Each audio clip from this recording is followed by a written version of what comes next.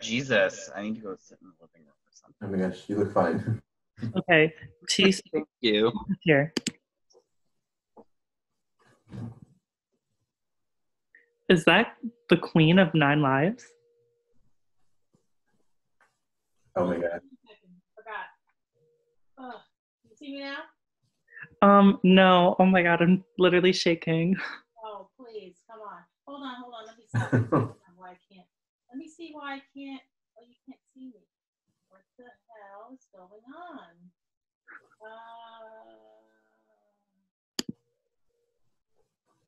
Weird. How come you can't see me? Hold on. I have an idea why. Wait, hold on. Let me go to my preferences. I see like a green fade. No, I think I know what's going on, man. Hold on. Oh, let me see. Give me a second. I was having problems. And I was like, no, not that. Hold on. Fuck.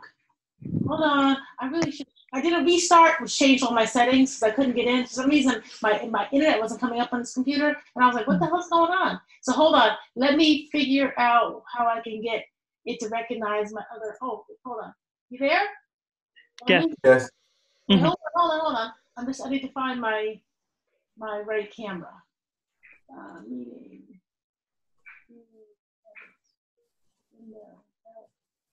Help! Okay, wait. Preferences. Video. Camera. Okay. No! Wait a second. Why isn't it recognizing my camera? Hold on. I'm getting upset here. Is your things? Is there like a thing hiding your camera? Like a little screen?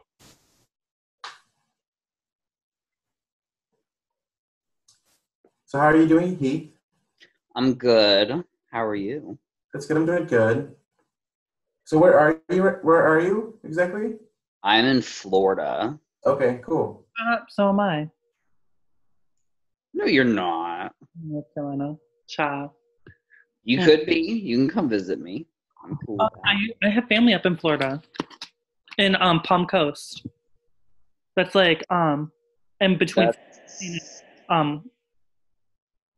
That's like maybe 3 hours. Yeah. 3 hours away. I'm in St. Pete, so it's like Tampa. Oh, I love Tampa. Daytona. I'm in between St. Augustine and Daytona. I don't know. Mm-hmm. But we're living for it. We love a technology queen. Yeah, I don't know what was happening because Just a minute. I saw like a green glow. But she said just a minute. She'll because I only see us three. Yeah, Tisa's coming. She left to fix her stuff. I do have a little surprise, but we'll wait for that surprise, okay? Okay. Y'all in for a treat. Okay. Oh my goodness. I wonder, oh my god. Where the fuck is everybody? I know they're late. I don't even have a watch, and I'm checking my watch. Let me text Alex, because Alex is supposed to be here. It's like 3 a.m. in London. Oh, that's right. Where are you at? Me? I'm in my... Me? No. Yeah. Oh, I'm in Detroit. Oh. What's your name? We've never officially met. Oh, my name is Juan. Okay. Yeah, I just have a weird name on social media, but my name is Juan. Cool. Yeah. And I like your background too. Thank you. Yeah, I really haven't taken the time to get to know everybody. I mean, because I'm friends with James and then No. Face. I freaking love that. He changes his name on Okay, Facebook. well, I'm excited to put it out because I, you know. On who? On where? Facebook? Okay, bye. Huh? Oh my god, there is the Queen of Nine Lives. Hello. Hi, Sorry, but it was such an obvious error. I didn't have my camera plugged in. So Okay. okay, so I had to go to like Computer 101, problem solving. Hi, everybody. Hello. How are you guys doing? Oh my gosh. Good. How are you? I'm fabuloso. I'm great. We love that. I'm really good. Yes. So what's going on? We're just celebrating, 3LW as the 20th anniversary and enjoying Fallin For You.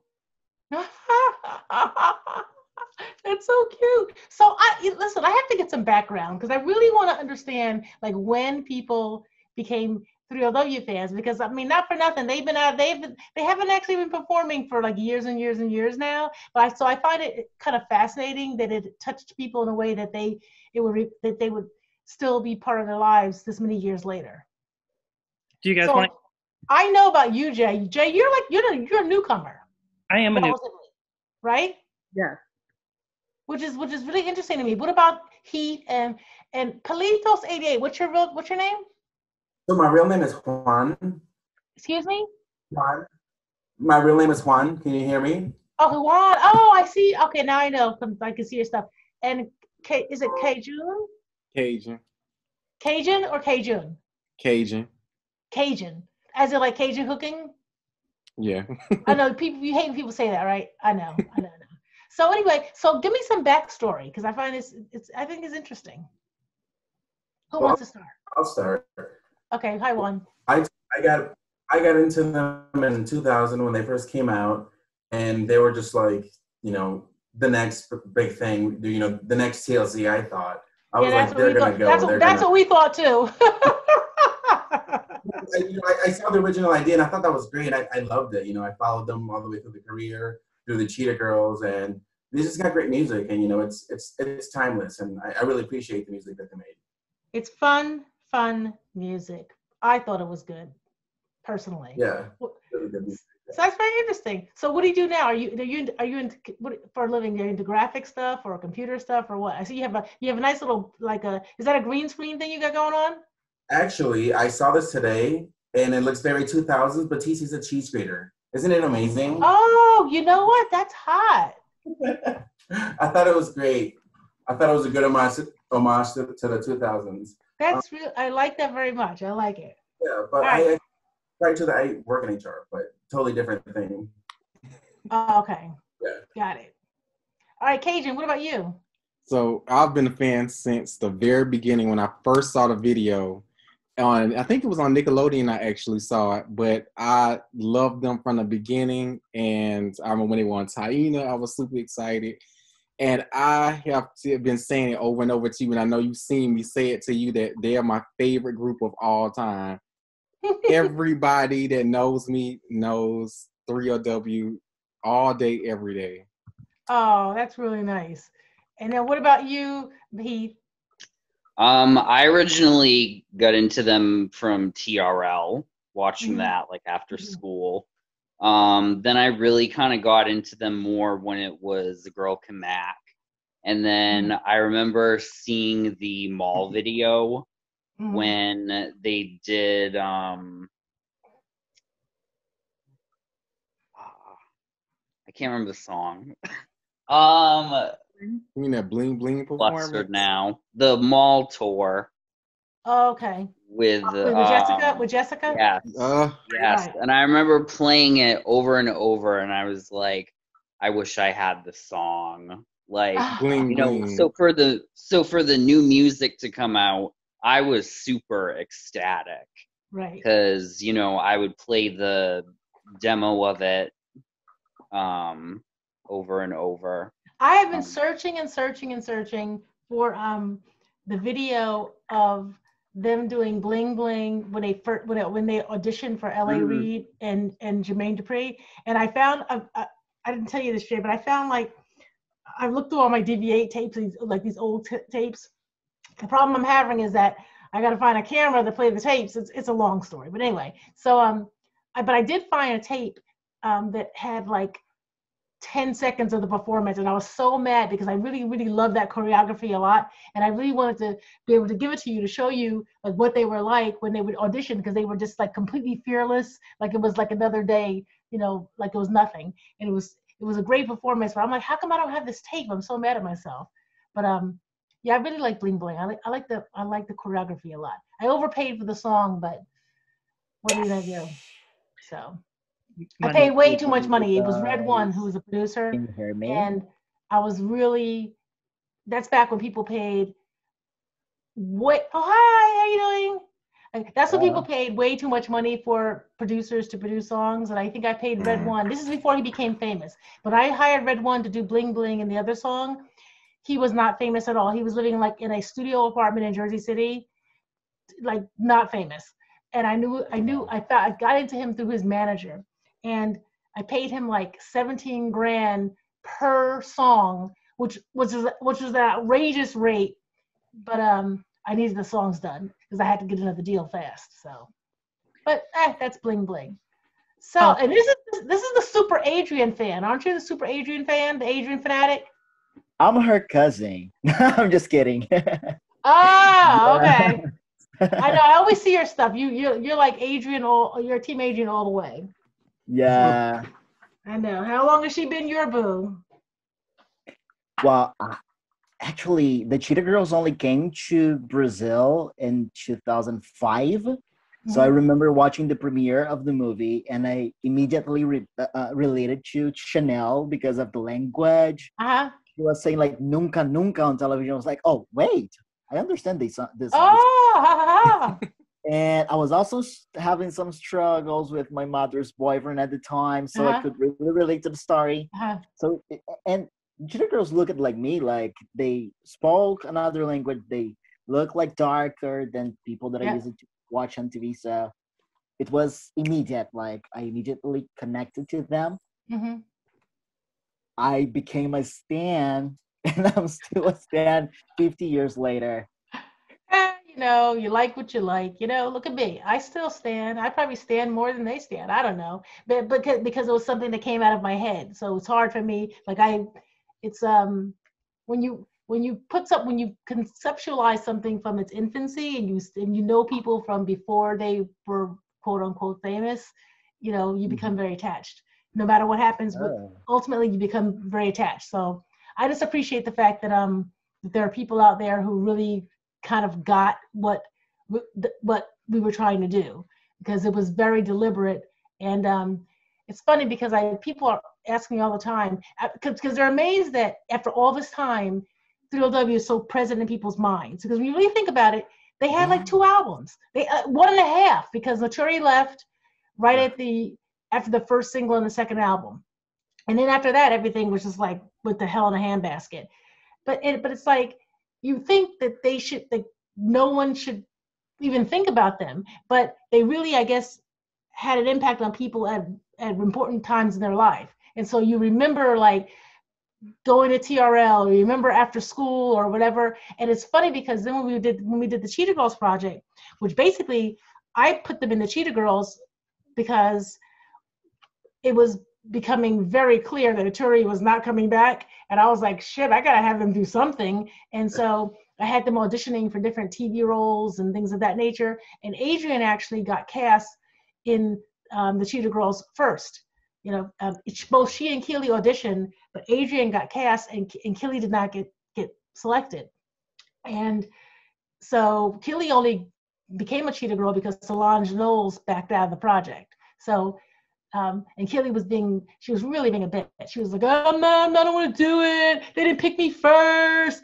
I was like, you're gonna feel stupid when Adrian's in Canada for 2 months and you're sitting at home twiddling your thumbs, talking about what am I doing now? So we convinced her to do it, and then she really, really was like the best thing she ever did. But people always ask me like, what about another 3LW type group? I wish I could do another group, but right now, because of COVID and because of just the music industry is really messed up right now, because all the labels are just kind of like just signing like fucking TikTok stars. You know what I mean? Like it's not any, there's no development of any kind, period. And if you don't come in with the metrics, if you walk in for a meeting, it's like, okay, how many TikTok followers do they have? Oh, how many Instagram views they have? It's all this bullshit. And I've been an A&R person for years. Like I started in this business in 2001, And I worked as a VP of A&R for like multiple labels, but I'm a development person. I see you on the street or you walk into my living room like Notori did and you sing and I go, wow, I think you're talented. And then I commence to try to do something with that talent. Same thing with Adrienne. Adrienne, I met her, she was 15 and she was like in some kind of like bogus girl group at her health science high school in New York or something. And which was funny because she left them like a hot potato. Because I said to her, listen, the other two girls are okay, but I can't work with them, but I want you. So what are you going to do? She was like, bye. She was so funny. But anyway, but you know, I like to see talent when it's like in its infancy and then develop the talent. But that's not today's music climate. Today's music climate is, you know, Microwave. Millions of people all over the world post as much content as they can to try to get as much attention as they can, and then record labels send the people they call A&R people, which aren't even real A&R people anymore, to go see who's popping. So it would be nearly impossible to do another Cheetah Girls project or another 3LW project. I think it would be impossible right now. I really honestly do. I think it would be completely impossible because of the climate of the record industry right now. Because projects like that takes someone making a commitment. You know what I mean? But the market is open for it. Well, since we're mentioning, you know, the girls, Keely actually sent a message in and she wanted everyone to hear him. Oh, she did? She did. Oh my God. Keely for a couple weeks about, you know, this event, and she really wanted to be here tonight with you guys, but she said something came up, so she decided to email me a message. So I'm going to share that with all of y'all. So. Oh, okay. Here we go. Oh my God, I am shaking. Hey guys, I am so sorry that I can't make it tonight, but I wanted to tell you, thank you so much for sticking with 3LW and still being fans after all of these years and all of that drama. Falling For You is such a great song. It's so innocent. It is about, you know, your first love and getting those butterflies. And obviously, I don't get those anymore because I have a screaming little baby. But, you know, every time I see her, my heart does skip a beat a couple times. So anyway, I hope you love it. Love her. Oh, No, I haven't seen Keely in like a month. Are you kidding me? Oh. But she saw. That was nice. I know. It's so crazy. Like, oh my God, I'm shaking right now. I am just like. Oh, that was nice. That was nice of her. I didn't know. I let her know. Did you let her know, Jay? Because I let her know. Yeah. I sent her an email, and then we've been texting on Instagram for like a couple of weeks about, you know, just memories of 3LW, and she was very. Right. So. Okay. Her eyes look greener for some reason tonight. They're doing weird. Her eyes are changing. It's such a weird thing. Her eyes change colors. It's weird. It's so weird. But anyway, but I haven't seen her. I dropped my mother off at her house, and I don't really ever go in. So Yeah. Well, she wanted to, you know, let everyone know that she's kind of excited about the resurgence of like the 3LW, whether it's, you know, positive or negative. And she really, she follows the 3LW online page, and she's very, she thought it was so interesting. She gave us bits and details about, you know, she wanted a girl comeback titled Young and the Restless. And she was like, but that was, you know. Mm-hmm. And she, obviously, it wouldn't have cleared. Yeah.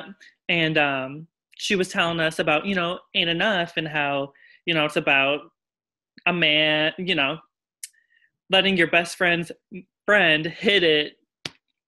So Wow. So she gave us all the tea, and she's very excited that people, you know, are just thankful and here. Oh, that's good. I'm glad. Because I don't really talk to her about it very much at all. I really don't, because they instituted this rule like a few years ago that when the family gets together, we can't talk about anything that has to do with any business. So I really don't discuss it with her very much at all anymore. So it's really interesting. But I'm glad that she spoke to you guys about it, because God knows if I say anything about any business, she's like, no business. And I'm like, I think that happens when you start in a business when you're I think she was 12 when we first got the idea. It was like 13 when they got signed. So I think that she's had her fill of the music industry for sure. I was So just gonna what ask. about the Does other that girls in mean? the group? Are you guys in contact? Is anyone in contact with the other ladies in the group? I love Jessica, but I can never seem to find her. I spoke Yeah. because we were going to do a podcast. So and she was going to do it, and then she just said, right now wasn't the time, and she was going to talk about the positive experiences in 3LW. And Oh, well, let me know the next time you reach out to her, because like I'm in touch with Jessica all the time. So let me know when you're trying to get her, because maybe I can put a little bit of gas on the pedal kind of thing. Because she and her mother stay in touch with me. They've been really super great. And so, and actually her brother too. I think he was trying to be a rapper for a while, but I'm in touch with Jessica. She just had another baby. So yeah. So she's pretty, which is so interesting because it's like she's the youngest and then she's got like 2 kids. I was like, oh my God. Yeah. And when I look at her now, it's just so hard for me to visualize her being a mom with 2 children now. Because again, I met her when she was 15 too. So that's another tape I found. I found her audition tape from DC. But again, it's on one of those mini DV8 tapes. Mm-hmm. And I'm trying to figure out which one of my DV8 cameras I can get to work enough to do a transfer. So I'm working on it. But I have her initial audition when she goes, we had everybody do like a little intro. And she's like, hi, my name is Jessica Benson. It was so funny. It was hilarious, man. So, anywho. Well, Tse, I think this is a good time to bring it up. Juan and I have been working for a couple months on a 3LW docuseries project. Mm-hmm. And, we've been going so hard on this, trying to develop, all sides, but in light and positivity of the group. And Juan, would you like to kind of discuss, bits and pieces of our little project? Yeah. So we started that, we want to make it about the music. Like it doesn't have to be all about the negative. We can talk about the negative because, it's inevitable, but we can also talk about the positive things about it. Mm-hmm. I think it's important that we tell all sides of the story and the entire story. That way people have a better understanding about the entire situation and not, pick and blame, and just to get a better understanding. And I just think it's important, especially now since there's a 3LW wave. And I was like, people are interested, and I think it's important that people actually listen and change their minds. And I think it's important, especially in this climate of all the hate and what's going on and I just think it's important that people watch it and hopefully change their minds. We still want to make it dramatic and want people to get tuned in, but the basis of the story, we just want to keep it positive and just tell the entire story. So where are you guys with the project? We developed the script episode by episode, and we went in probably about, you would say March 1? March. We cut the episodes, and then we looked at it and we're like, you know what, there's so much more to the story. So we would work on a version, then scrap, and then rework. So right now with things that are popping up, the Alicia Keys saying that she was in the other version of Little Women. That was pretty funny. I've been trying to, oh my God, I don't understand it. I'm a pack rat, but I can't find anything. I've been searching for years for this photo of her, of the whole group that Alicia Keys was in, because it's really, really a freaking funny picture, but I can't freaking find it. I found the little list that my sister wrote of all the girls' names and all their sizes and all their measurements, but I can't find the freaking photograph. Anyway, go ahead. But we do have a trailer that is available, and we would love to show it to you. Oh, I want to see. So let me share that with you guys so everyone can see. Okay. Is everyone ready? If I can get my ish together. Hey guys, Okay. Here we go. 3, 2, 1, I'm Adrian. I'm Keely. And I'm Naturi. And we're 3LW. The dispute between 3LW appears to be headed for a courtroom. It's gonna hurt to see another girl stand in my place, stand and take credit as 3LW when I know that I was there from the beginning. We feel silly even defending myself against a two-piece. We used to be friends, but friendship shows, hey, I'm gonna call that girl regardless. Hey guys, it's Keely, and you're watching 3LW Online. So that was 2, 1. I'm the Adrian. project. I'm Keely. That's cute. But I think the trailer needs to be just a tiny bit longer For real. for it to be a trailer. We're still working on it. That's the original teaser that we were working with. But since everything keeps changing and we keep getting more information, it's still in the working stages. That's why it's a little delayed. No, I think it's a good idea. What information? Well, if there's any information that you need that I can provide, let me know because I will tell everything. I want to watch it so bad. Huh? Mm-hmm. I want to watch it so bad. I've been waiting since the trailer came out. I've been like updating the YouTube. I also love the name Broken Promises. That is really, really effing cute.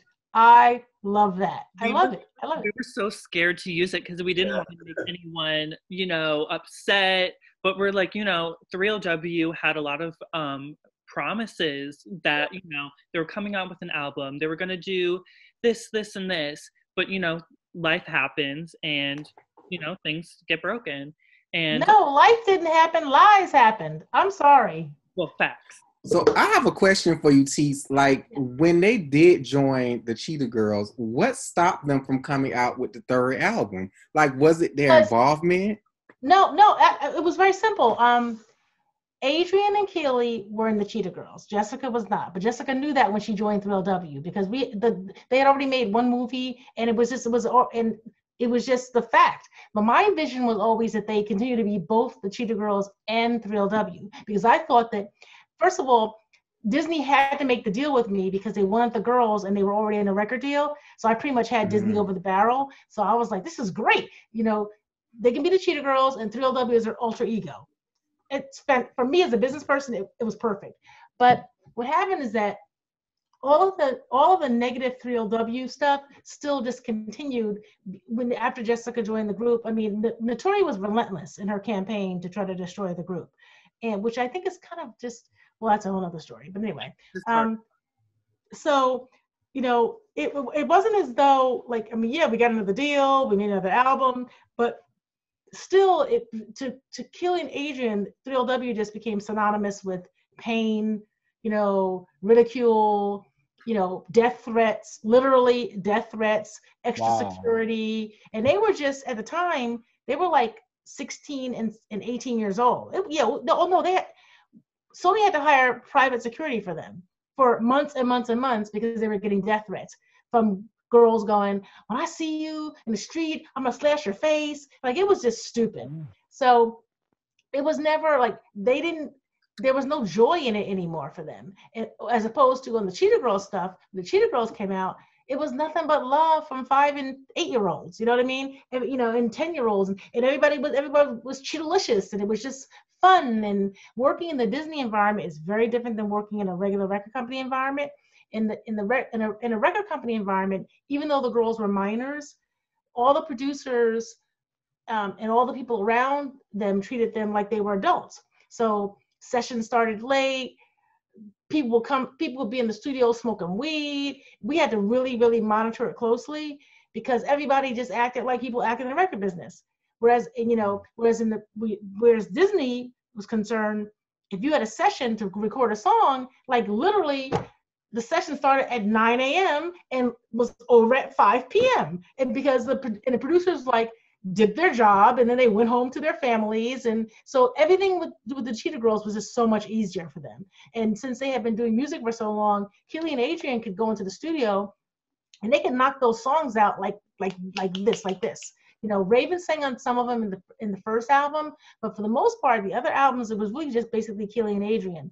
And then they would just go and just do it real fast. It was simple work. So they just decided, they just didn't feel like they didn't want to deal with the drama of being 3LW anymore. They didn't want to deal with the people, with the harassment, and they were like, we'll just be the Cheetah Girls, which made me really sad because I felt like that I had made a commitment to Jessica and to her family, and I take things like that very seriously, and I felt as though she had made sacrifices. It was an opportunity for her, but at the same time, she made sacrifices, as did her family. So I was really upset that they decided that they weren't going to continue with 3LW. It was not Jive's decision. They were not dropped. That's not the way it happened. The girls just basically just stopped performing and stopped showing up. And so finally I had to just tell Jive, they're just not going to do it. And that was that, which really upset me. But I cannot make people do something they don't want to do. And so that's what happened. And Jessica was really, she showed so much maturity. She and I have always gotten along fantastically. And I've always gotten along great with her mother. The relationship between Jessica and my sister, Michelle, who at the time was managing the group, was, I think, much more strained. Not because they got into anything together themselves, but because my sister found it more difficult to be in to deal with Jessica's mother, and I found it to be very easy. Jessica's mother to me was just a typical parent whose child was new to the entertainment business, and when that happens, the parents ask a lot of questions. They call a lot. They ask a lot of questions. They want to be everywhere. And I think my sister Michelle, aside from the fact that she's bipolar, which means that her reaction to everything is exaggerated, she just wasn't used to a parent who was like on her like that. And for me, it was very simple. It's like, yeah, it's a new thing. She calls a lot. It's cool. But by then, Mickey was used to Adrian's parents and Aturi's parents and my father, and they just would like drop the kids off and be like, okay, let us know when you need us to do something. Jessica's mother was much more, what does this mean? What does that mean? What does this mean? What does that mean? And to me, that was okay because it was new to them. But they were amazing people.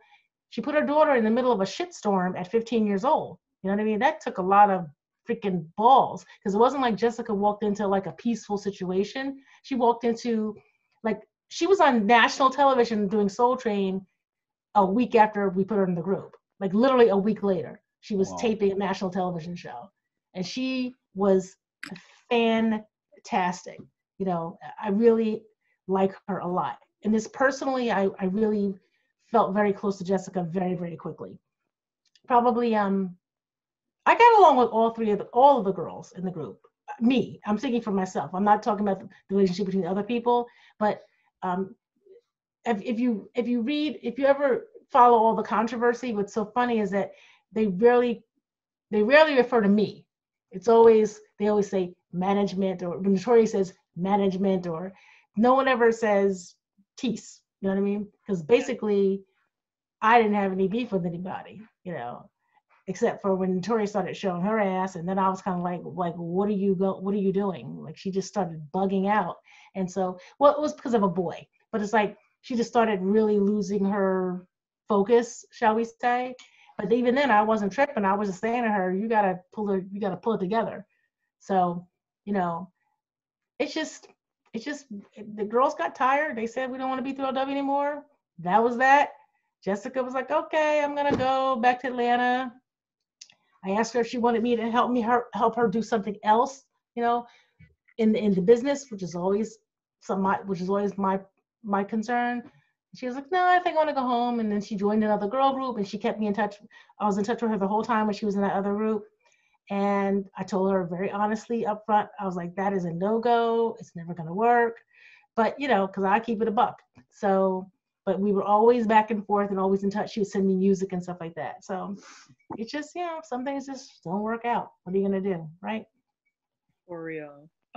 That's the way it is. I wanted to show you guys, just some little stuff that Heath sent to me in the mail. The gasoline ad campaign. Oh my God, I remember that. Such a throwback. That is a real throwback. Oh my God, that picture's crazy. They look so young on it. Mm-hmm. I know. And let's not talk about Wet Seal. Oh, I love Wet loved Seal. it. You know what I have a Wet Seal? I have one of the original big pictures that were in the malls. They were in the Wet Seal stores, like the gigantic ones. Mhm. They're like 9 feet tall. I have one of those. And Wet Seal was a terrible shoot, man. That was terrible. That was a terrible day. That Wow. photographer was nuts. Oh my gosh. The South Poles was great. I love those pictures. Those pictures were cute.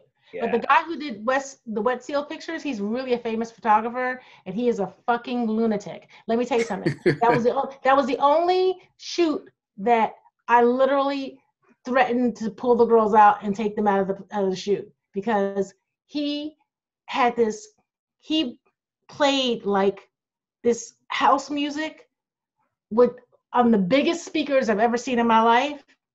And it was so loud that it made you feel ill. And I kept saying to him, can we please turn the music down? Can we please turn the music down? And he wouldn't turn it down. And finally I said to him, you don't turn this music down, they're leaving. He's alive today. He's still alive. He's a jerk. But go ahead. and you sent me the picture of Beyonce and the girls. Oh, yeah. But guess what I found? A picture of Kelly and the Oh, that's cute. Well, let me see that outfit again. I remember everything by outfits. Well, I can't see it big enough. Oh my goodness, I'm sorry. Oh, there we go. There. Oh, I remember. Oh my God, I still have that freaking vest.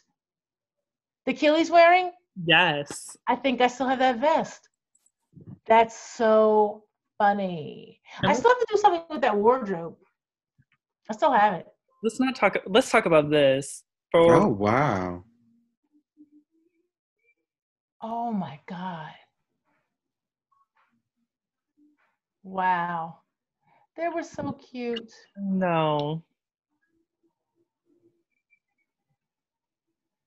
Oh my God, where do you find these things?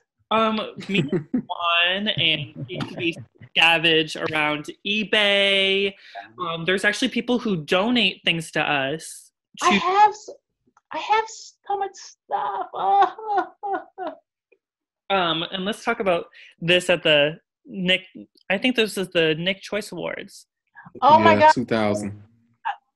I actually gave that to somebody. This top right there. All their outfits were so freaking expensive. Like, people do not even understand the kind of money we spent on clothing, which was pretty obscene. I mean, frankly, we overspent on clothing, but they always did look super cute. I have to say that. They did. And he's found this, and this is the promo for Point of No Return in a magazine. Ooh, Oh, now I'll tell you this. That whole look is my least favorite look of any 3LW look in the entire career, because I felt that I was not happy with it at all.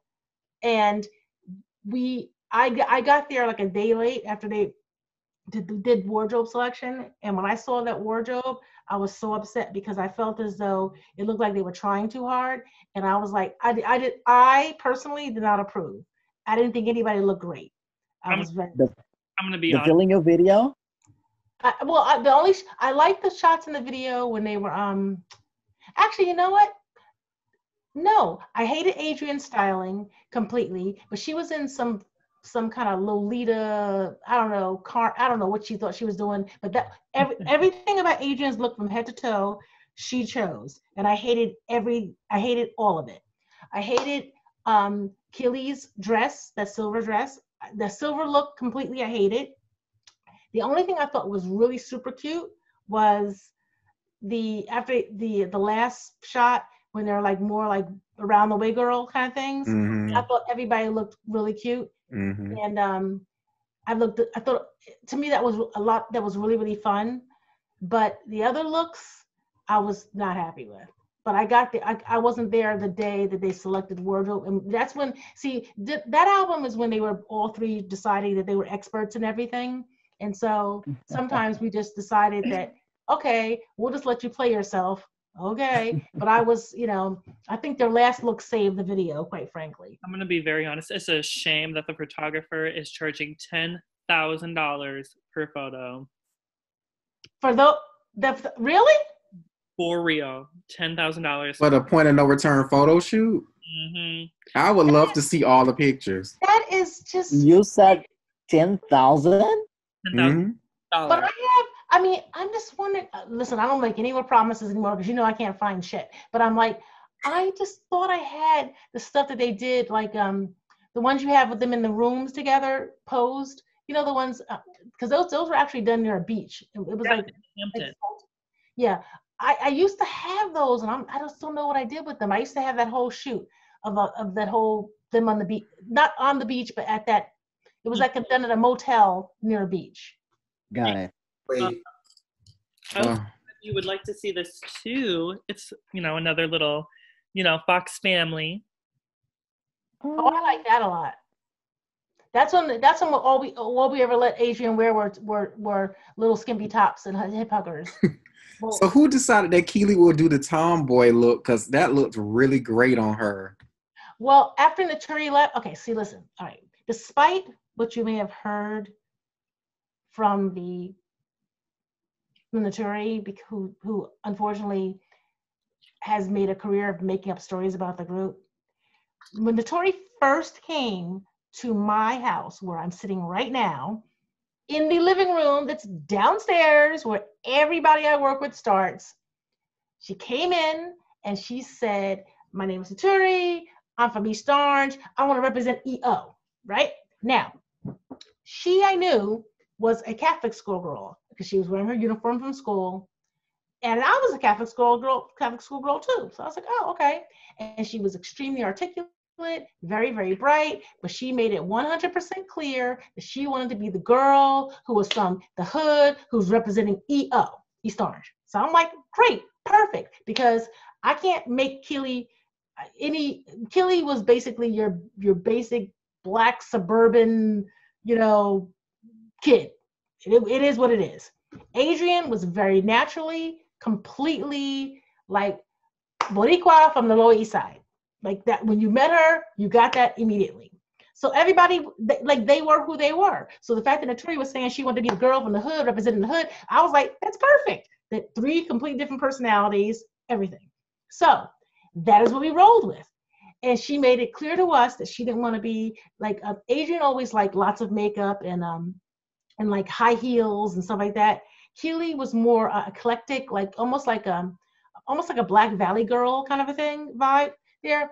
And so the fact that Naturi wanted to be, she said, I don't want to wear heels. I just want to wear Timbs and I want to wear like this is what she came to me and told me she wanted to be.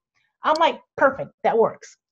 But then all of a sudden, when the group started becoming more popular, it became very clear to anyone who could observe things that all the guys loved Adrian because she's really pretty girl, duh, right? So Adrian got if the girls would go out in public, Adrian got the most attention, and then Keely, who was 2 years younger, Keely was taller and kind of clumsy looking, like she had a thing about it, and then her teeth were all crooked and stuff. So it was like she had a thing about her because of her personality, but the person who people thought was the beauty was Adrian. And so once that started happening, then Naturi wanted to change her whole image. She was like, no, I want to wear, she basically wanted us to style her like Adrian. And we were like, well, we can't do that because duh, then you're going to be the same. No, people have to be what they said they were going to be. So anyway, when Naturi left the group, it was like, okay, we got to switch this up some.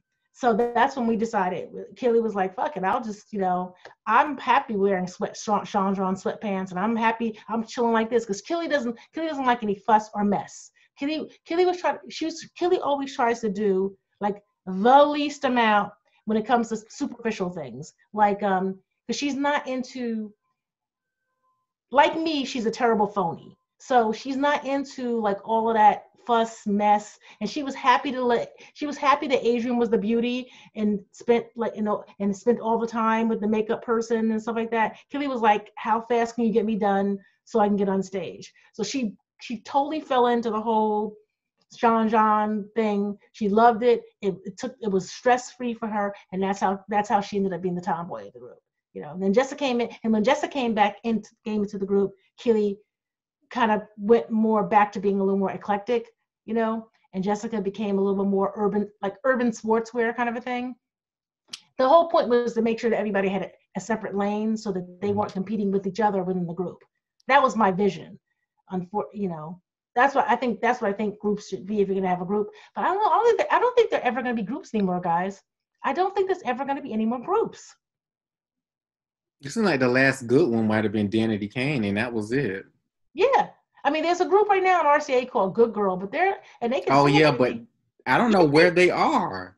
First of all, they gotta be like 30 years old. Good Girl has been around for a long time. I mean, they've been grinding for a long time. I respect their hustle, but I just don't think the marketplace cares about a group like a normal. That group is just so average. You know what I mean? It would have to be something really special. And I just don't think record labels are going to commit to it like they should. I think it might be over for groups, and it's not even just girl group. I think it's over for guy groups too, except for maybe the K-pop stuff. They seem to survive. Too is what I've noticed is that groups have like come and gone in like waves. Like we got the '90s TLC and the Salt and Pepper and the end.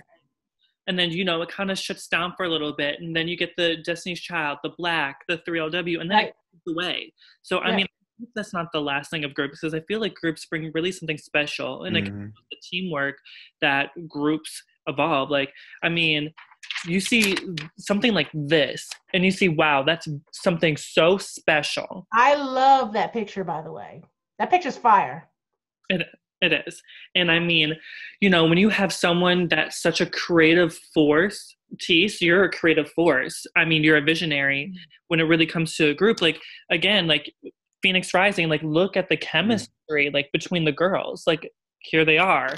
And you go from something so like beautiful and sexy and very meaningful with Point of No Return. I mean, we just don't see that anymore. The passion is. I know. I miss that. I miss that so much. And I have to. But I feel like I've been burned. I mean, actually, to be honest with you, I felt like I was really on the brink of recreating that with BBD. What were they called?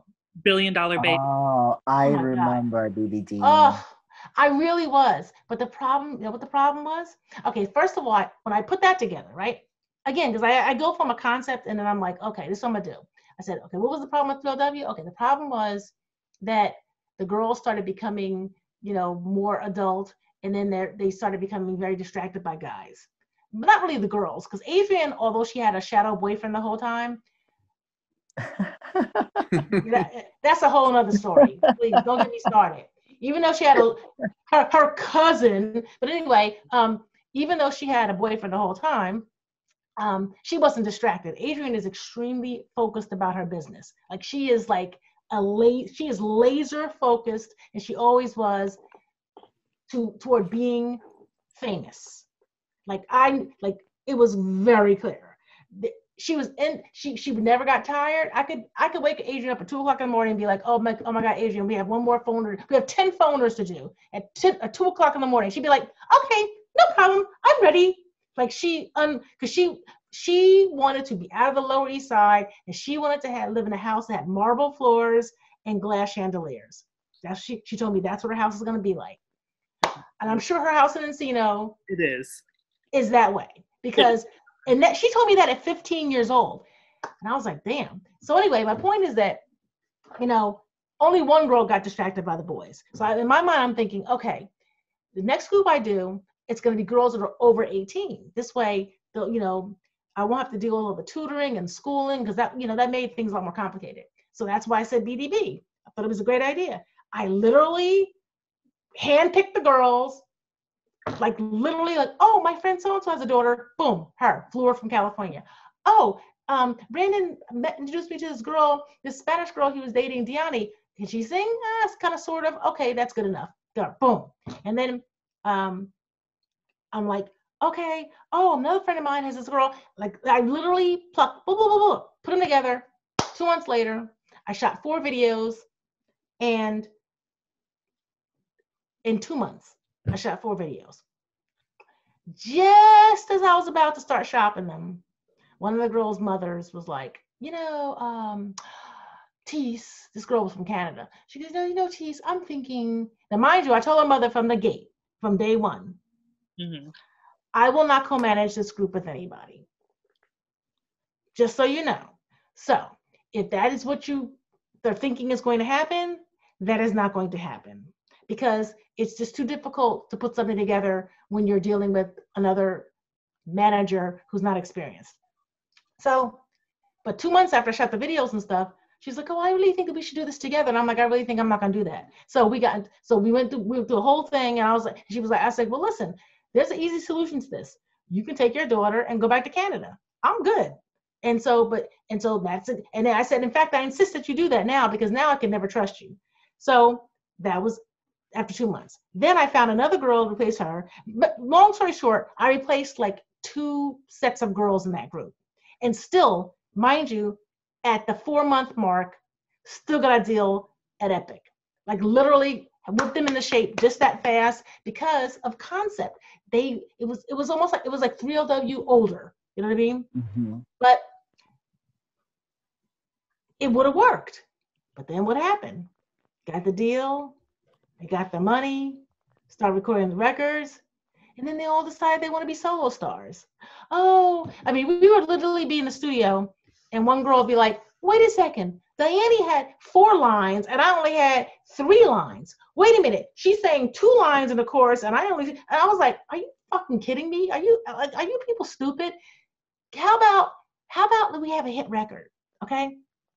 How about we get together and have a hit record, just like I said to you, and then you can bug the fuck out after, an album or 2, because you're going to do that anyway. But we will have our hit record, and then people can just go off into the sunset and do whatever. So my thing is that with groups and stuff, I just don't know if people have the patience anymore. Like the girls, because everybody thinks they're Insta famous now. Mm-hmm. Everybody thinks that they have TikTok followers or Instagram followers, they're famous, and that's all that matters. So that people don't want to work together, just like in society right now, not to get super political, but I am like a very, very super duper progressive, overtly liberal person, and I will not shy away from that. But it's the same thing in society right now. We're all stuck in our houses with fucking, masks, right? I haven't hugged my nieces or my nephew since April. I mean, I see them when I drop my mother off at the house. I say, hi, Gracie. And I say hi to Keely's daughter, Rocco. Keely's daughter's name is Rowan, but I'm the only one who calls her Rocco. And hi, Chase. I can say, and they say, air hug to TTTs. Air hug. It's been fucking 8 months I've had an air hug. We're all living like this. Why in this country? Because Americans, for some reason, do not know how to cooperate with one another. We do not know how to work as a team. Everybody seems to think that individuality trumps everything. And that's why there are no groups, because people can't get along. Not even for a short period of time. Because all of my groups, I say to them, listen, I don't expect you to freaking, slit your wrists and fucking be blood sisters forever. This is not a hobby of mine. This is a business. I expect us to be able to cooperate throughout 1 or 2 albums, and then hopefully each person will be able to go and pursue their own individual pursuits. I would love to be there to help them do that, but it is not my expectation that they stay together forever. But nowadays, people can't even stay together for a year or 2. Everybody is so selfish, they can't see the big picture. You'd be hard pressed to find another Michelle in the world. Michelle got in Destiny's Child and she played a position. It worked out great for her because she was not a great singer. She's an okay singer, just okay. She wasn't a great beauty. She's okay looking. But the point is, she played a position. It enabled her to do Broadway and to do other sort of things in the gospel arena. She probably put aside some decent money, even though I think she was paid as a work for hire, which is fine, or sideman. That's fine. I don't think she was paid an equal share. But guess what? What were her options? Because she really wasn't particularly talented, but she played a position. People don't do that anymore. People are too greedy and selfish now. So I'm so sorry for that, because I love Dirty Mind. I still listen to it. Let me tell you, Dirty Mind was dope. And that video, I shot that video along with 3 other videos that same day. Wow. You have to understand how hard we were hustling. And mind you, I don't have a big operation. It's just me, and then I bring in other people to assist me with different things. But we literally shot Dirty Mind, we shot that ballady thing, I forget what the name of it, and the other song. Tonight. Yeah. Dirty Mind, Tonight, and what was the other one? I thought it was Rodeo. No, it was this other one there was one was near the ice cream store. What was the name of this video? It was 4 of them all together. I can't remember all the names. I only 2 videos came out. I know, but I have the other videos. Oh. Like, no, you guys have seen the videos. Wait. I'm trying to think of the song titles now. Tonight. What is the other one? Anyway, but I have the other videos. Just have so many music questions for you. Like, I have so many music questions. Like, when they did Naughty or Nice, was that it? Like, all the 10 songs that was on that CD, was that it? Or did they do more? I don't really remember. See, that's what you should ask Kelly. I don't really remember, but I would think that there were probably other songs, but I probably didn't select them for the album. We cut that album in 2 weeks.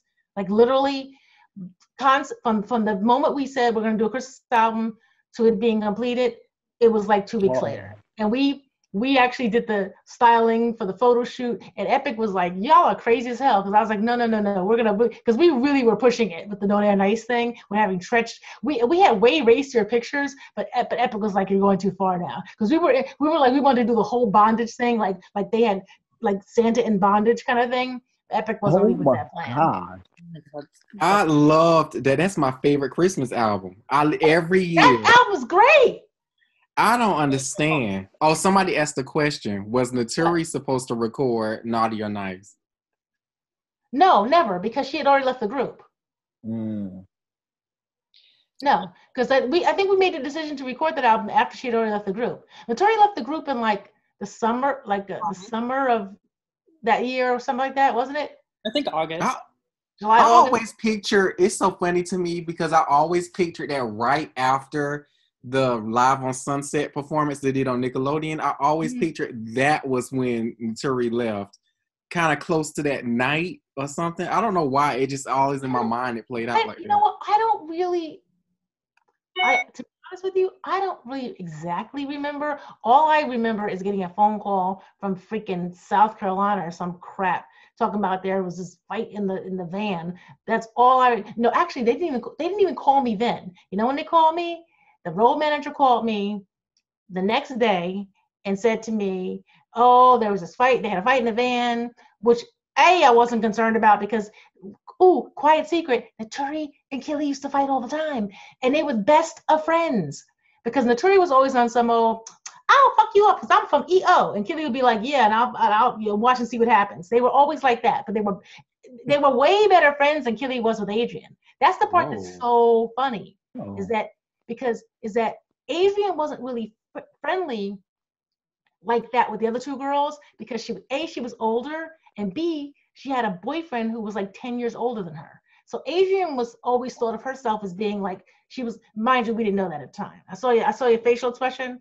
She did not tell us, nor did her parents tell us, that the person who she introduced to us as her cousin was really her boyfriend.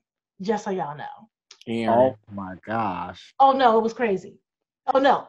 That's part of the reason why Naturi was so mad at us when Naturi got a boyfriend. Because when Naturi got a boyfriend, me and Mickey never knew that Aaron, who was supposedly Adrian's cousin, was her boyfriend.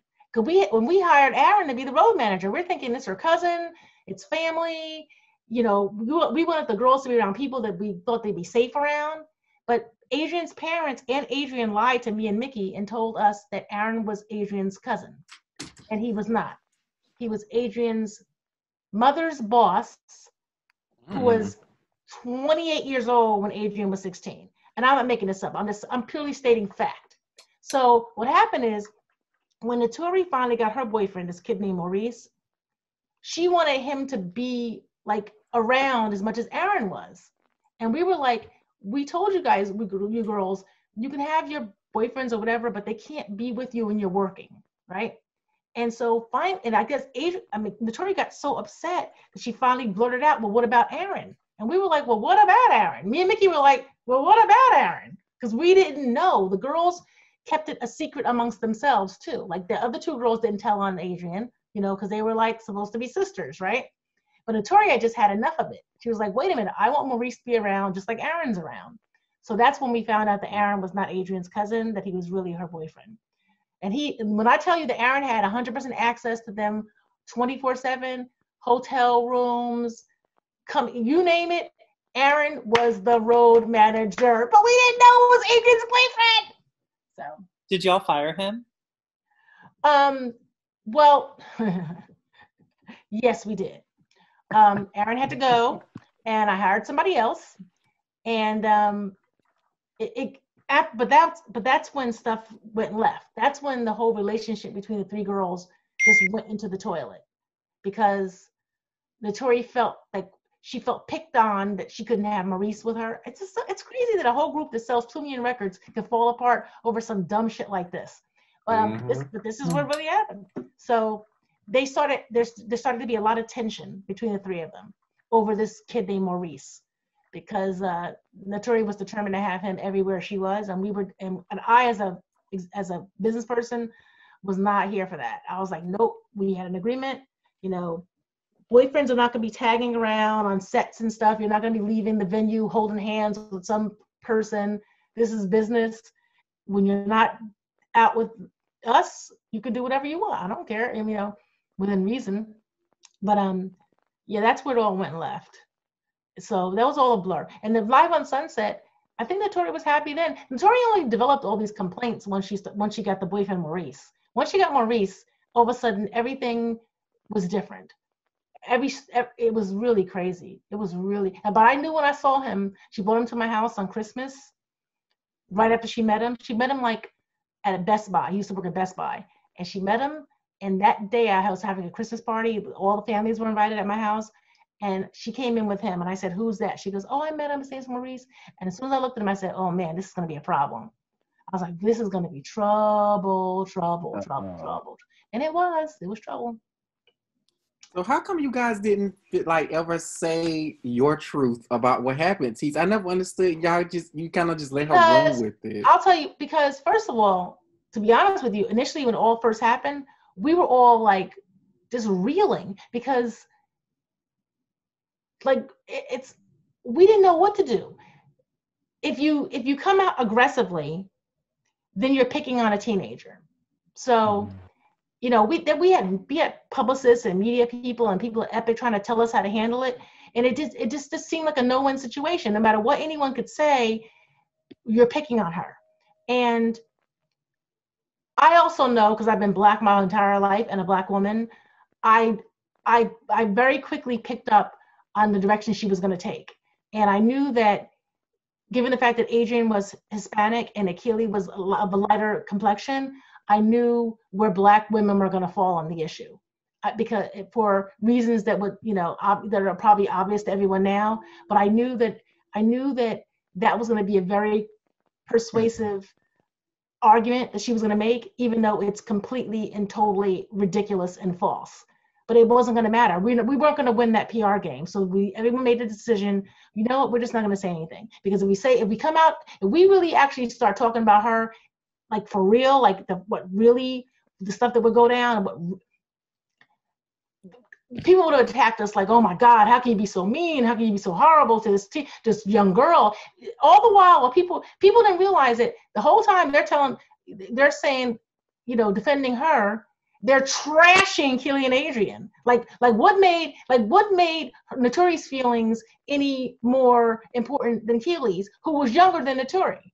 You know, but nobody actually gave a shit about that. People just really, was like a feeding frenzy. So that's mostly the reason why. It was because it was just so, and it was also so shocking. Like Notori she sued us. This shit was so nuts. She gets a lawyer. First of all, the whole way she did it, you knew she was full of shit. She never approached us like business, right? Because frankly, if she had told me she wanted to leave the group, you know what I would have said to her? I would have said, you know, Notori, no matter what, you're still signed to my production company. Let me help you make an album, because I'm a business person. Like, why am I going to just say, you know, okay, you leave, go. Now that I made you famous, go get with somebody else. I would have been like, yes, sis, let's make a record. And I would have made a whole big deal. We would have had a whole campaign around finding a new member for 3LW, making a Notori solo album. Because for me, as a business person, all three of them were signed to me. So I'm like, that's great. But that's not what she did. Notori was out for blood. She was so jealous of Keely and Adrian, she was out for blood. So it wasn't enough for her to leave. She wanted to burn the whole thing down, which is why she went to Wendy Williams, which is why Wendy Williams spent 6 months on the radio berating me, berating my sister, berating Keely and Adrian, which is why Notori made all these appearances and made up all these stupid lies. Then she sued us. And I'm like, okay, because I was so mad. I was like, I'm not going to settle with you because she thought we were going to settle. And I'm like, I'm not settling. And that's why she tells a story that I blacklisted her. I didn't blacklist her. You had a deal with me. You at any point in time, you could have come and said, okay, I want to make a record. What, I'm supposed to be pressured into giving you a release? No. When I knew I didn't do anything wrong, but that was actually stupid of me because it cost me $100,000 to keep fighting her, not giving her a release. And she had a lawyer that was working on contingency because I guess he thought he was going to get a big killing from Sony and from me. Like Sony would just say, okay, you win, we'll give you. And Sony wouldn't settle either. So that's why after 2 years, she had to drop her suit because her lawyer realized he wasn't going to get a check. She didn't have the money to pay him and we weren't going to settle because I felt like it was an affront to my reputation. I really took it personally. And I couldn't stand the fact that she was lying. You know, just fucking tell the truth. Tell the truth.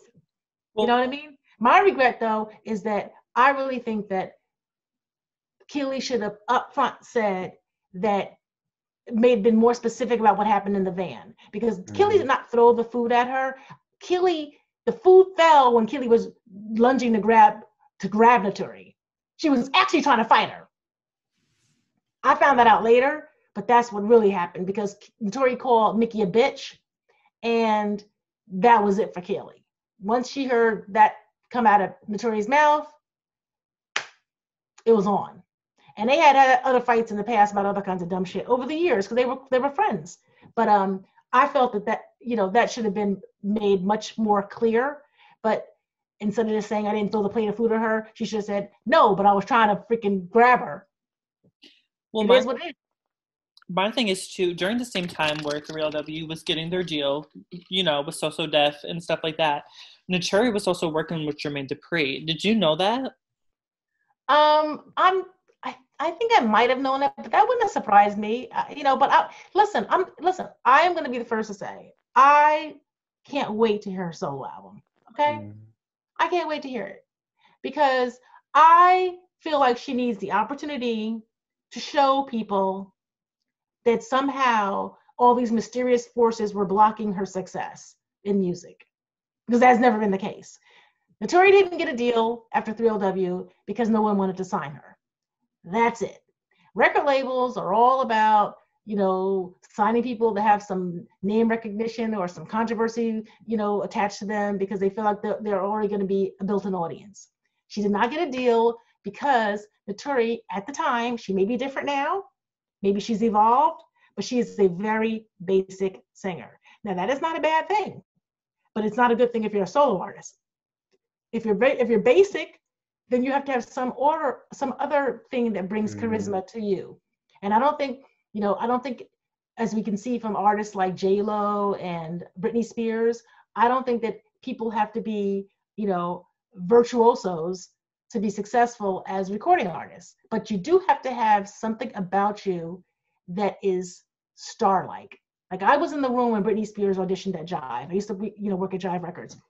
I was a VP of publishing, and the way the company was aligned is that the publishing company participated in all the A&R meetings. So I actually was there when her lawyer brought her in, and it was her and her mother and her lawyer named Larry Rudolph, who eventually became her manager. And she was 16, I think, 16. And she performed the way Jive did all their, audition kind of things is in like a big conference room. Not even that big, actually, honestly. It's kind of small. I mean, I don't think about the conference room, and all the A&R people and the publishing person would just sit in the room, and the person would come in and stand at the end of the room and do whatever their thing was. So she did her thing. She was horrible, could not sing at all. But when she left the room, everyone's like, we have to sign her. She was the cutest thing in the world. Like, it's like she had this really cute Southern accent, and she's like, "Hi, my name's Brittany." And I mean, and it's just, you could just look at her and go, she's got that shit. She's got that thing that people are going to love. And so now all we have to do as a record label is go find the records, you know. And that's what my job was as a publishing person. Get my writers, who are signed to Zamba, to come up with some records for this girl who can't sing, right? And so that's what I did. But the record that made her a star was not a Zamba writer record. It was something that another writer wrote that was going to go to TLC, but TLC didn't want the record. Hit Me Baby One More Time. They didn't want the record. So we were like, okay, we'll take it. You know, that's where that happened. But my point is that she was not a great singer, but she was a star from day one. My issue with Naturi as a performing artist, as a singer, not as an actor, but as a singer, is that she's just unspectacular to me. Her voice is very average. She has a lot of vibrato in her voice, which is a little annoying to my ear. In a group, she worked well because you could mask it, and she was an incredible performer. Just an incredible performer, dancing and all that stuff. Really much so dancer than Keely initially, but Keely had to step up her game, because Keely got tired of being the person who didn't have. Keely was like, what am I doing here? So we were like, you got to figure out something that you do great. So that's when Keely started really working with Jamaica to become a great dancer. But Naturi was a much better dancer initially than Keely. So I can't wait to hear her solo album, because I'm like, all right, let's see what you're gonna do. Because she tried it a few years ago and it didn't quite work out. But now she's working with Eric Hudson, and she's working with people who are much more talented on the production side. So it might be something. It might be something good. She might have come into her own. You know. And same with Adrienne, because she was doing the deal with Def Jam and doing her album. And I knew that she was gonna be whack too. See, I keep it up. I tell the truth. I was shopping Adrienne as a solo artist. This is even before she fired me. I was shopping her. I had met meetings with Def Jam. They passed. I had meetings with everybody under the sun, then they passed. Not because she can't sing, because Adrienne can sing really good. But the problem is, if you let her sing the way she wants to sing, she sounds really, really bad.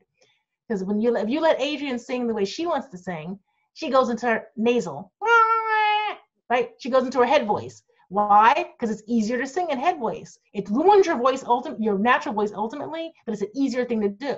And she does that also out of habit from being in the Cheetah Girls. Because in the Cheetah Girls, she always sang in head voice. Adrienne's natural voice is deeper, and it's way better than her head voice. The problem is that she won't use it. So I knew the Def Jam deal was going to be, horrible. I knew that they were going to waste a whole bunch of money, and they were going to pick really bad records, and she was going to sound really bad on them, and it was not going to work. And that is exactly what happened, because no one, they were letting her do her thing when Adrienne needed to be A&R. You know what I mean? But you know what?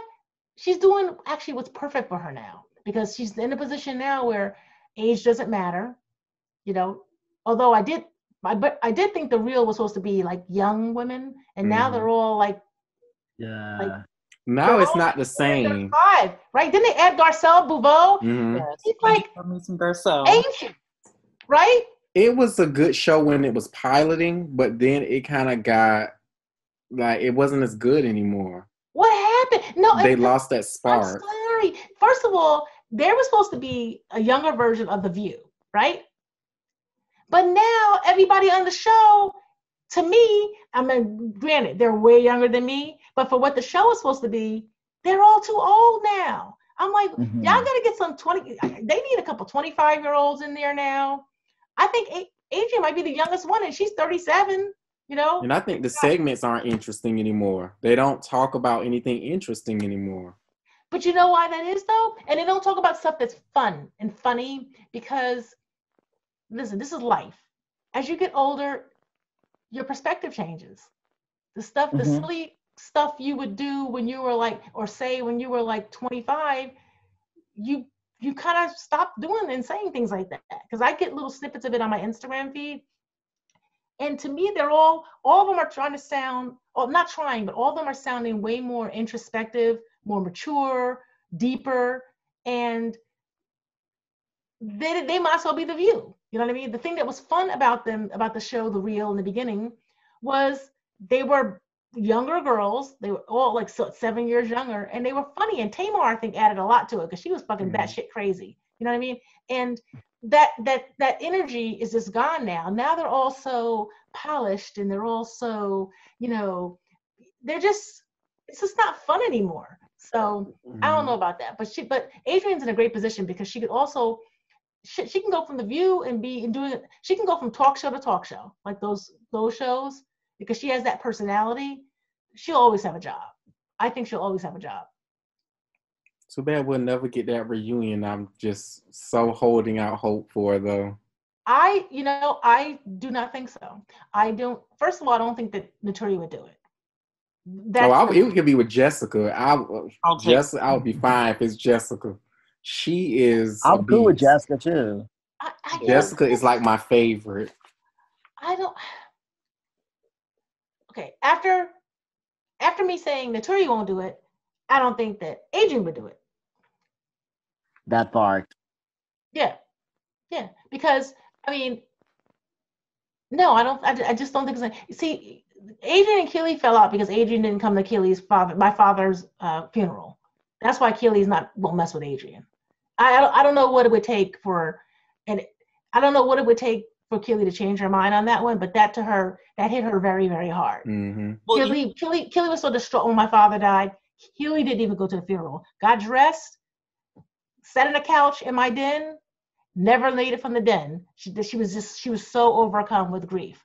So I don't know about that. And Adrian set some shitty plant. Keely was mad as hell.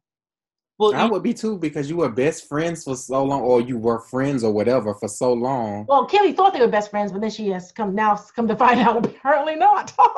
But the point is that, you know, I mean, Kelly can be a bitch too. Don't get me wrong, but Kelly just felt like, you know, Adrian knew my father for 10 years. Like he would take her home to the Lower East Side, like he was like very, very present in Adrian's life. And the fact that the man died and you couldn't even freaking like come to the funeral, that's messed up. Well, that's what Keely told Raven too. Mm-hmm. And, you know, she said, you know, maybe one day me and Adrian can get up and, you know, just have a conversation behind closed doors. But, you know, there's a lot of hurt. Yes, I think that was, and also like, I think that Keely, like I said, I think she actually thought that Adrian was her friend. I think she genuinely thought that was the case. And so I think that it was a very hard lesson for her to learn. I think it really was hard for her to learn. And again, I'm going to reiterate, Keely can be extremely difficult. She can be extremely difficult to be around, but I watched her ride for them to the point where we were fighting with her. Back in the 3LW days, we'd be arguing with Keely because she'd be defending some crazy thing that Tori wanted to do. And we'd be like, what are you talking about? And the Keely would ride for them because she thought that they were, you know, teammates. But so that's why she's much more reticent about the people who she's around. She really only has like 2 friends, Sabrina and Shauna. I don't think she has any like other close friends. So yeah, she's not too keen on this business. But I don't think there'll be a reunion anytime soon. Do you agree that's easier for a Cheetah Girls reunion, since like 3LW is more about music and music industry is crazy nowadays? Yeah. But also Cheetah Girls can do something on Disney Plus, maybe like a special. That would be that I could see them, like that I could see happening for sure. I mean, I don't know, but that all depends on Disney because they own the rights. So, but I think I definitely think that I know Keely would be open to that. I think Adrian would be too, because the Cheetah Girls, like I said, even Keely, the movie that they did in India, they did after Adrian fired me. So, and I was still, and mind you, I was still representing Keely, but Keely was very upset with Adrian about the way she treated me, and she still went to India, and she was still professional, and you can't sense any animosity if you look at even the behind the scenes stuff. She just sucked it up and said, I think what you did was kind of really wrong, but we have a job to do and I'm doing the job. So I think that she would feel the same way about if there was any kind of a Cheetah Girls reunion thing. That'd be super cute. I haven't watched Disney in a long time, but I think except for that one scene where they were about to perform that song, I'm the One, and you can kind of see they didn't like each other. I thought it was part of the script, but now it makes sense how they got to play it out. I gotta look at that. Yeah, well, they were definitely, Keely definitely felt some kind of way when they went to India, and that's why I didn't go. I actually was supposed to go, but I was like, I can't be that phony, and I knew I would be like, because even though I wasn't managing Adrian as a solo artist anymore, like I was still managing the Cheetah Girls. Mm-hmm. So it was for a year, it was it was really, really, really weird, because when she was making all her quote unquote power moves to get with the N people, I was still managing the Cheetah Girls. Even though I wasn't managing her individually, still every move she was making, I was involved in, and I was there. Like when Rob started coming around and Kim started coming around and the whole Kardashian shit, I was like, oh my God. But hey, what are you gonna do? Taking it back to simpler times, I wanted to ask you, Tse, like, what was the direction of the music change once Naturi replaced the previous member that was there before her? No, not at all. It was exactly the same. She just jumped into the spot. It was the very first album. They were super young, so our goal was to make like an urban slanted pop album. That, and in fact, that's what we would call it urban pop, basically. And so, no, it was exactly the same. Oh, Candace Guyton, that was a whole nother story. That was another crazy situation.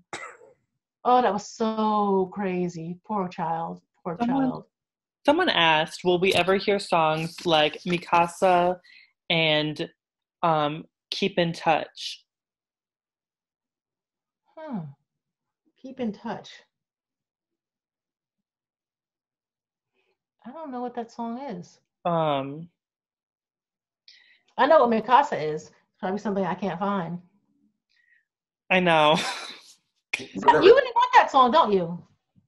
I want anything they have. I want. I'm trying to. I can't. I'm out of USB ports because I have my big drive where I tried to archive everything on. I'll see. I'm gonna write a note to myself to try to plug it in and check it tomorrow. But Keep in Touch and Mikasa. And was Keely on that Adrian song, Poppy Chulo? Was that Keely in the background, or was that all Adrian? All Adrian. It's so crazy how some parts sound like Keely is in the background. I cut that song when I was putting together her solo package to shop her. Yes. And then I have stories. I cut that song, and then Adrian was like, can I have a copy of the song? And I was like, well, as long as you just don't play it for anybody. And so, of course, a year later, after she fired me, she started using that song to shop for a deal. And the guy who let me cut the song called me and cursed me out. How could you put that song out? How could you have her walking around with that song? I'm like, I didn't do it. It wasn't me. I wasn't the one who did it. Because if I promise you I'm not going to play it, I'm not going to play it. Well, there's a version of the song that's available for streaming that's not Adrian. It sounds very demo-ish. Someone else asked, do you know anything about the song titled "Give Me Some Space"? The song title sounds familiar, but I don't really. But you remember details about songs I don't really remember. But Cherish did it too. Cherish? It does sound familiar. Cherish did it too. And then write it down to look it out. If I Were Your Girl, the Babyface track. That sounds familiar. How do you guys remember these things? Because I was stans. We are stans. I know. I mean, I feel bad that I don't remember some. I remember these song titles, and I'm sure that when I look up on my big drive, I might be able to find them. Because I was talking to, oh my goodness, I'm trying to. His name is on top of my head, but I was talking to a producer and he was like, yeah, I think we cut the song with them, but we also did it with Cherish. You're talking about Give Me Some Space. Yeah, Give Me Some Space. Oh, goodness. What's his name? Like we cut that song. What are some of your favorite songs from the first album, Tease? On the first album? Yeah. Okay. My favorite song on the first album is Curious. Mm. I love that song. I love that song. I love that song. And what else was on the first album? I really loved Players Gonna Play. It's so weird that these are the songs I like. And I love No More. I knew No More was gonna be a hit. I knew it was extremely catchy. And I love that song. But those are my 3 favorite songs on the first album. The Girl Can Mac album, there's too many favorite songs from the list because I really love a Girl Can Mac album. I thought that was a great album. That was a good I'm still mad A Girl Can Mac is not available for streaming in Brazil. Ugh. That's my favorite album ever. Do you have it? But you have it though, right? No. I need to confess. I listened to it on YouTube. Oh wait, I can send you. Can I just like upload the whole thing and send it to you or something? No, yeah, I have it like illegally. I'm sorry. Oh, okay. I mean, I don't care. I mean, I don't know why it's not available. That's a Sony decision, but some of us fans did reach out to Sony and sent them, and they said, "Oh, they'll look into it." So, yeah, it wasn't. I don't think it was on streaming sites for a while either. I don't get that. That is such a good record. I listened to that. I still listen to that record. It was such a well thought out record. Right. I love all the songs, and Makeba Riddick did a bunch of the songs, and this is before she became a famous writer. I know her uncle. We went to school together. He's my age.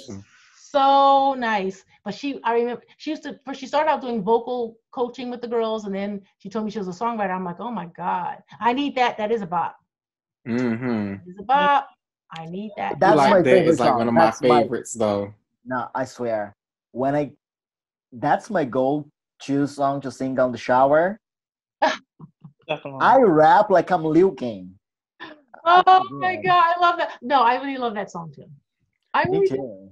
So where did Bristol come from? A lot of effort into that album. A lot of effort, which is why I was so furious when Naturi left, because I really feel like they could have been like literally in TLC territory. I believe that 100%. But definitely, I guess it wasn't meant to be, right? What did you say? You said something about Bristol? Yeah, where did he come from? Like, because I know he collaborated with them, and Do You Ever is one of my favorites from Point of No Return. Bristol. I don't even know who that is. What's his name? His name is Bristol. He was on the remix of Do You Ever, the song, the Suzanne Vega sample. I love that song. Me too. The way I think about you. I don't know who the person is, but I know the song. I like that song too. We had a lot of good songs to choose from. One thing I noticed about 3LW, they have a lot of really good mid-tempos. Like, mid-tempos are like their thing. Yep. I mean, I tried to make that album. I mean, it had a flow to it. That's all I can say. That's probably one of my favorite albums I've ever really worked on. I think I like that one more than the Joe albums I worked on. Yeah, I do. Another question is, let me read this. It's kind of a little hard to read here. Someone asked, how do you feel about the whole vibe of Point of No Return and its interludes? Well, because Keely rapped her interlude for us on live. On what? On Instagram. Live. Oh, she did? Yeah, she gave us, song titles. She sang for us. She oh my God, ask her that, because I don't remember. You guys think I remember all this stuff? I don't remember. Keely kept on telling us, I'm an open book for real. And we didn't want to, push anything either, to make anyone uncomfortable. But she was like, well, let me sing you this verse. Well, good. Ask her next time, because I don't remember her damn interludes. I need her solo album. I don't know where it is. I want to buy that album. It wasn't a whole album. It was like 5 or 6 songs. And let me tell you, I listened to them not that long ago, and I don't know if I would want to. I don't know if I want to put them into the public sphere. Let me just say that. I want to hear. I want to Shut the hear it. Fuck I Up. would buy those. I would buy No, it if you put it out. no. Let me tell you something. Well, they were in very early stages of demos, and I feel like it would be unfair to her if I released them. Okay, got it. I got it. Yeah, no, trust me. They were like scratch vocals, and it's so funny because the music just feels so dated now. So it's kind of like it just ugh, no. Someone asked, Keely mentioned about the Make Me a Drink video and that you have it. Will there be any sign of it one day? Just listen how I have this will be fair. This is a fair answer. If you can get Keely to tell me that she's okay with me releasing it, I will do it. I don't put it out because I don't think she wants me to put it out. I have it. I positively have it. But I didn't think she'd want me to put it out. Because Keely, one day she'll be like, oh, I don't care. The next day she'll be like, why'd you do that? So I need it in writing. She needs to send me a text or an email. And if she send her the request. Question. I need it in writing because otherwise I'm not gonna have her, pull this. Oh yeah, why did you do that? No. When I tell you, I'm serious when I tell you that we do not discuss any business at all, ever, because I got tired of her saying, "Why do you always want to talk about business?" And I was like, okay, that's it. I will not talk about business anymore. Not a problem. Especially since the only business she's been really interested in lately is having babies. So what are you gonna do? Do you also have a video for Shut the Fuck Up? Yes, I do have a rough cut of Shut the Fuck Up. And that is a funny video.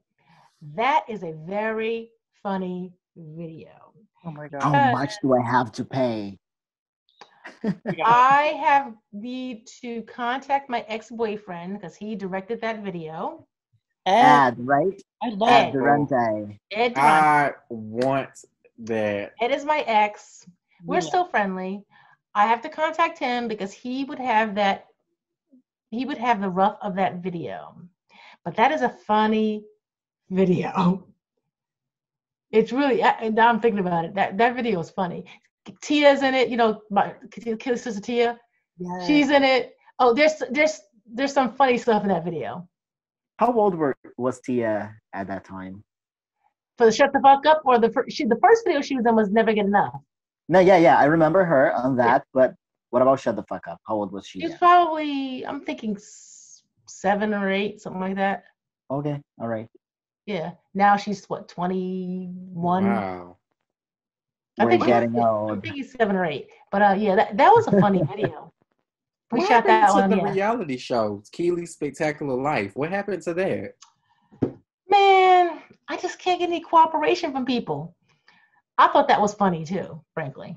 But no, it's Keely, man. I'm telling you, she just tuned out and said, I'm not doing anything entertainment related anymore. And the only time she even deviated from that was when, and that was because the producer kept calling so much Carlos King.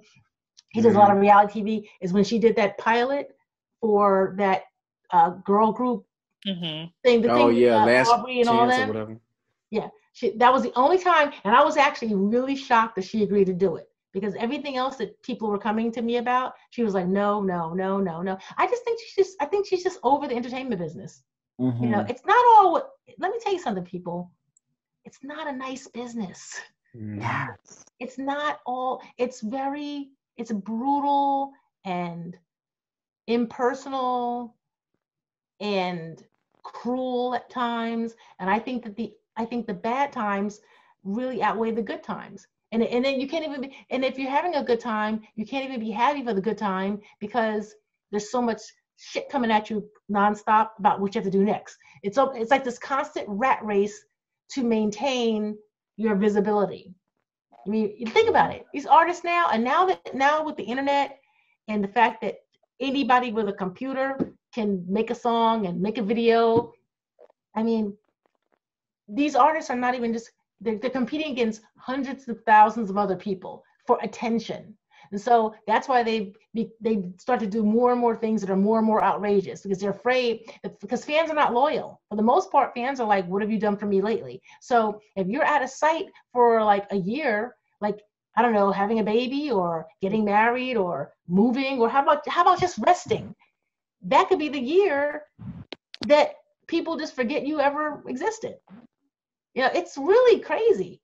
There's no real fan loyalty. Like, people like, oh my God, I'm really standing for the person, because people love to replace them with somebody else. So the lifestyle for an artist is just, it's not like an actor. With actors, they have a little bit more leeway in terms of this time between projects. But for musical artists now, it's just a constant rat race, you know. Why would anyone? I don't understand why anybody would want to do it. I never wanted to be a performer. I always liked, you know, being on the side of the business I was on. But for the people who actually are the performers, I'm like, why would you want to do that? That's so crazy to me, because Keely is such an amazing dancer, and even her raps, I don't know how that came about, but they were always so good. I don't understand. We had to find something for her to do. Shoot. I don't understand. We knew that Adrian was the vocal anchor, and we knew that Latoya was the dancer. She was a great dancer. So we're like, what is Keely gonna do? Okay, we know she can't sing all that much, so okay, I guess she's gonna rap. You know, that was during those times when it was always a rapper, you know. She is a better rapper than some of these people are today. I don't know what they're talking about. Yeah, she caught on fast though. She caught on fast. Keely, one thing about her, she can jump into a role real fast. So you gotta see if she says I can put out that video. I'll text her. Are you guys ready for the lyric video I created? Please don't judge. If it's 3LW related, I'm in. I don't care. Let me see. Oh my goodness. Here you guys go. Oh.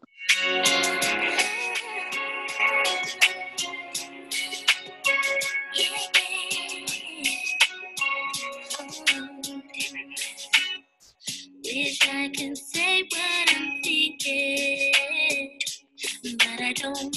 I keep my feelings inside. Try to hide the way I'm feeling about you, 'cause I don't know the way you reply. Don't take a chance, boy, and ruin what we have, boy. What we share together is cool. Ooh. First up, when I speak, when I rise, we still can't believe that I'm falling for you. I can't fight these feelings, can't find the reasons, still can't believe that I'm falling for you. For you, for you, for you, you know I'm falling for you. I'm gonna stop wasting time.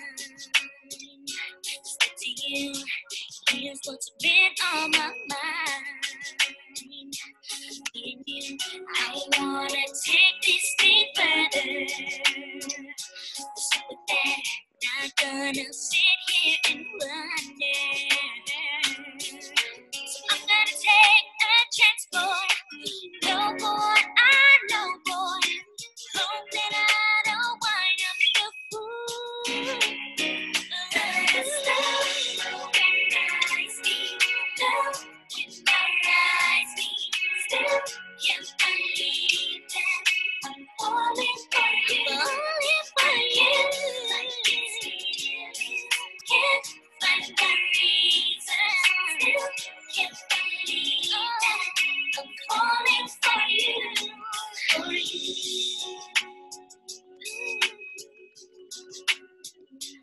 For you. Yeah, yeah, yeah.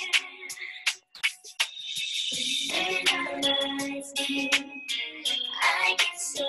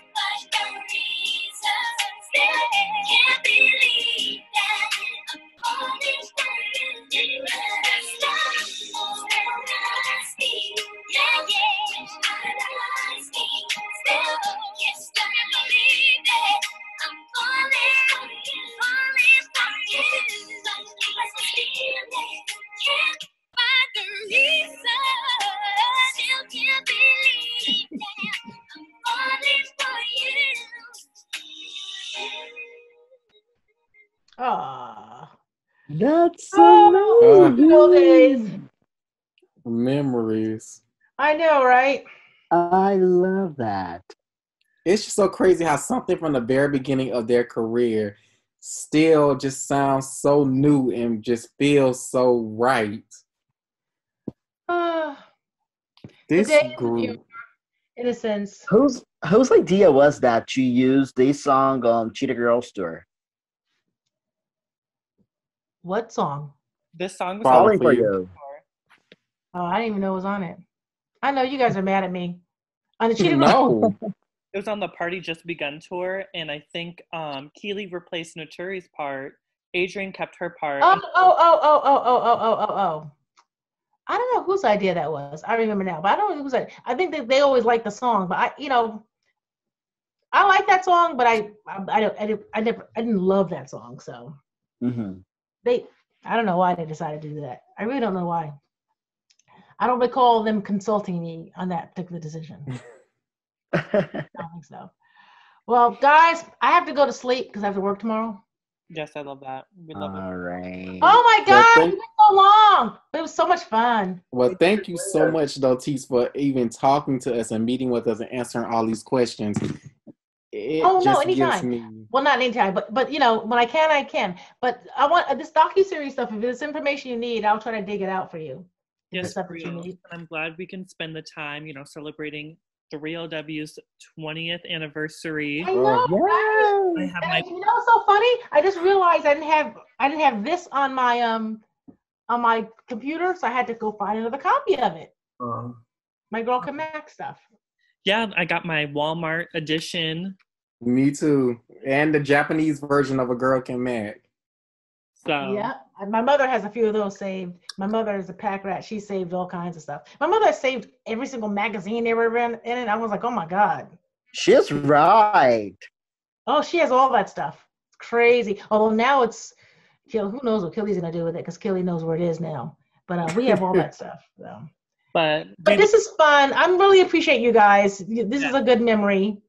And if I've been trying to send you stuff, Jay, if I find whatever I come across, because sometimes I go through things and I'm like, oh my God, I can't believe that. Because I know you were working on the debut shoot, so I know that's a lot of work. I thought I sent you a picture I found from that. I didn't? No, I don't think so. You said you were developing them because they were on the slides. Because I know I found a few of the, but I didn't find all of them. I only found a select 4 or 5 selects. So I'm just trying to figure out what the hell I did with them.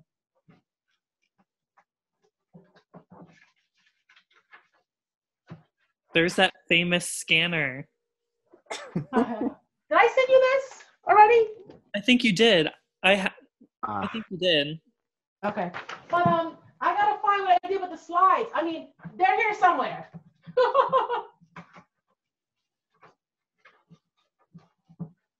This has been amazing. Modeling card, right? What was that? I sent you Kelly's modeling card from before she was a little girl. Yes. Oh my God. What a treat. I sent you that, right? Yes. What a treat. All right. So I'll have to find those slides. I did find them, and so now I have to re-find them to figure out where I put them after I found them. All right, I'm going to bed. I gotta sleep. Long day tomorrow. Everybody, thank you for joining us. Thank you, Tease, for spending your time. Thank you guys for hosting it, and thank you, Tease. Thank you for having me, and I'm gonna have a little late night cocktail, and I'm gonna go to sleep because I have to get up at super early in the morning. We love that. Thanks for spending your Friday night with us. Thanks, Jay, for putting this together. All right. Yes. Love you guys. Love you too. Bye. Bye.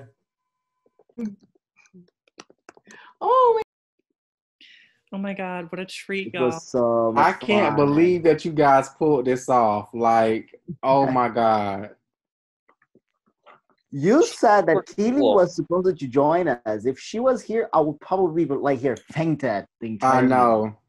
Well, she was, but she sent a video, and I was so happy that she sent it. That's amazing. And I was really surprised Tse answered some questions. That's like if Jessica would have come,